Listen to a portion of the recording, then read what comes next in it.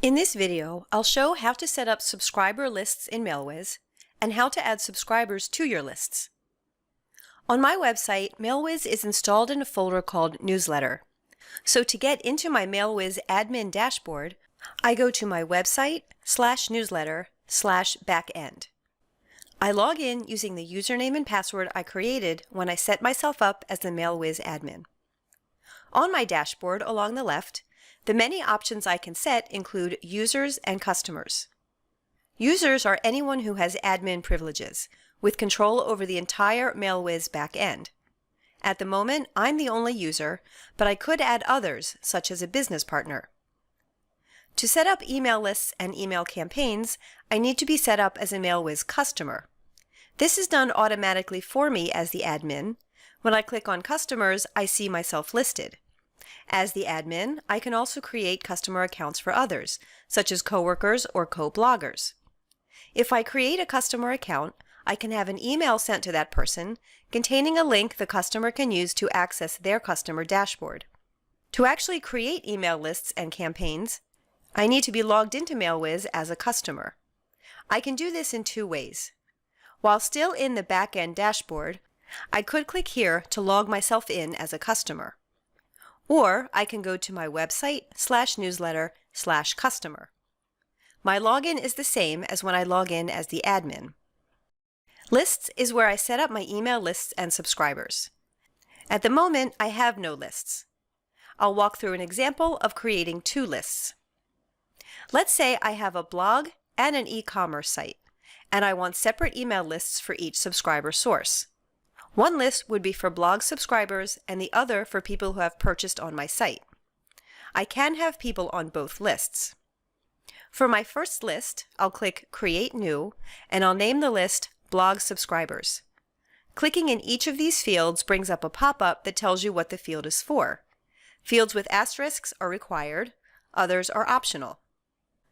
I'll add a short description which my subscribers will see when they sign up. Under Defaults, I can see or change the name and email that will appear as the email sender. I can set a different reply email if I want. And this subject is my default email subject, but I can change this for each campaign. Over here, I can set how I want subscribers to opt in and out. Single opt-in means that a subscriber automatically joins the list after signing up. Double opt-in means that the subscriber will sign up, then receive a confirmation email. Only after clicking the link in that confirmation email will the subscriber join the list. Opting out has similar options. I can also choose whether to send a welcome email to anyone who subscribes. While not required, I can add a URL to direct someone who is not or is no longer a subscriber. This URL would be for someone who signs up using an email already on this list. And here I can set whether a subscriber needs my approval before joining the list. Notifications are for myself or for whoever is running this list, in order to be notified when someone subscribes or unsubscribes. These emails are where the notifications will be sent. Subscribers can be on more than one list. Subscriber actions define what happens when someone on more than one list subscribes or unsubscribes. You can choose to remove a contact from other lists when someone subscribes, or to unsubscribe from other lists. Scrolling down, I get to Company Details.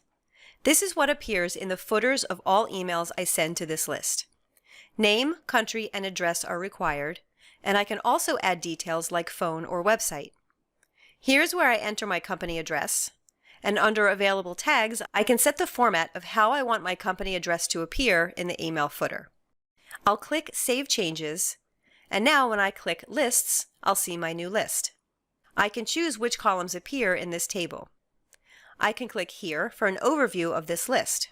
So far, there are 0 subscribers, 0 segments, 3 custom fields, and 11 pages, all of which I'll explain further on.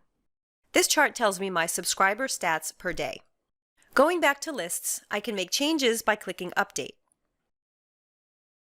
And I could delete the list with this icon. Now I want to set up a second list called Purchasers. Because I want to keep all other settings and details the same, I'll click here to copy this list. I'll update the new list and change the list name to Purchasers and edit the description. Everything else I'll keep the same, and click Save Changes. Now I can click Quick Links, All Lists, and here are my 2 lists. Next, I'll want to populate these lists with subscribers. To access a list subscribers, open the list by clicking its ID, name, or display name. Then click Subscribers. I can use the Create New button to manually create a subscriber. The only required field is email address, but I can enter names as well. I'll set this person as confirmed so they will receive emails that go to this list. I'll click Save Changes, but I could click Create New if I wanted to add more subscribers manually. Now I'll click Subscribers up here to see my 1 entry. I can click the gear icon to edit the subscriber's profile, see what campaigns were sent to this subscriber, update information, unsubscribe, export, create an email just for this person, disable, or delete.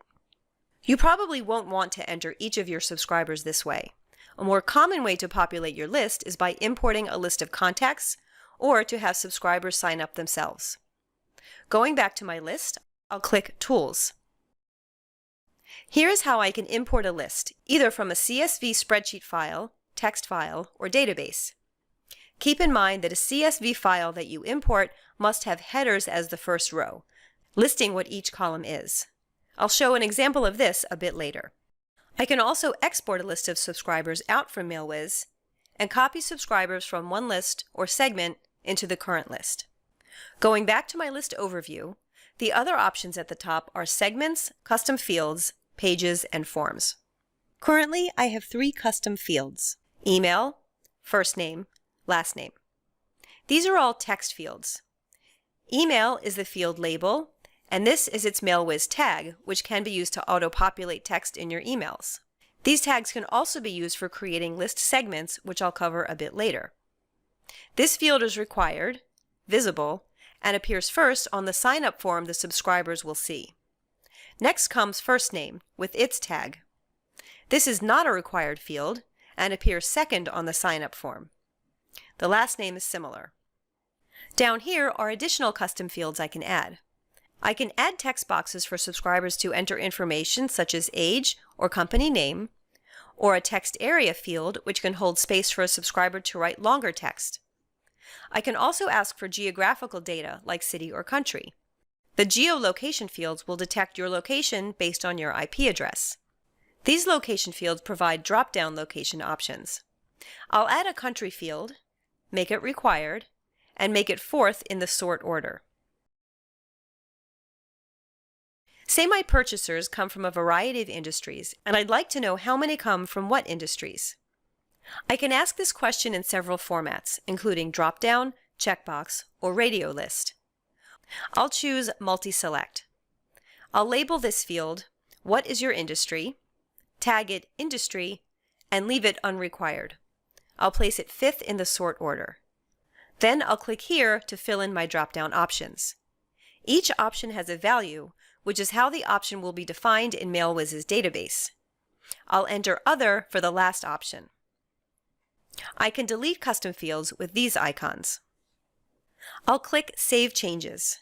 Now when I go back to my list name and click Subscribers, my new custom fields appear here. When I create a new subscriber, the 2 fields I added are here as well. The country field is a drop-down list, and here are my industry options. These custom fields are now part of this list, so when subscribers sign up online, they will see all 5 of these fields. One more note about custom fields. Say you use the import feature in Tools to bring in a contact list, and that spreadsheet or CSV list has more fields than you've set up for your list. For example, say you're importing a list that includes each person's phone number, and you don't have a custom field for phone numbers. MailWiz will automatically create those custom fields for you and add those custom fields to your list. Now say you want to differentiate between different sets of subscribers within a list. For example, here is a list of subscribers I have in a spreadsheet, saved as a CSV file. The first row contains column headers. I want to create a segment in this list for teachers, those that have EDU or K-12 in their email addresses. I want to make a segment from this list for teachers. I'll go to my list overview, click Tools, and import this list.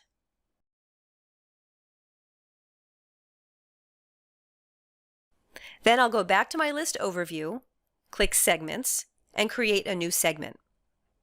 I'll call this segment Teachers. Operator match works like the AND/OR algorithm.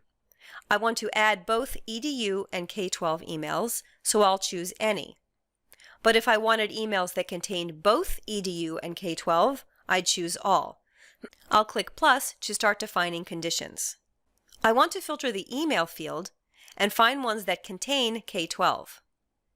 Then I'll add a second condition for email addresses that end in EDU. Now I can click Show Matching Subscribers, and here they are. I can also set up segments that filter subscribers by country, or were born before or after a specific year, etc. Save changes. When you're ready to start sending email campaigns, you can send to one or more complete lists, or you can send to segments of lists. Now let's look at pages. Each list has 11 system-defined pages, and they are listed here. The first page is the subscribe form, and this is the URL where people would go to sign up for this list. This is the URL you need to provide to those you want to subscribe, which you can distribute manually, or you can make this URL available by way of forms, which I'll cover in a bit. If I copy and paste this link in a new tab, this is what I see. List name, fields, including custom fields, and the subscribe button. Back in MailWiz, I can make changes, such as editing the default text. The other pages contain similar URLs for subscribers to confirm, update their profile, unsubscribe, welcome emails, etc. It's a good idea to take a quick look at these 11 pages to make sure they reflect what you want your subscribers to see. The last list feature is Forms, which is important if you want to have your subscription URL available on a website. Here are 2 types of embed codes for subscribing and 2 for unsubscribing. If I copy this text and place it on a web page, the overall style of my web page will be maintained throughout this text and links. If I copy the iframe embed code and use it on a web page, the style of the subscription link and text will match what appears here in MailWiz. Once you have your list set up and you fill your list with subscribers or collect subscribers online, you'll be ready to start creating email campaigns.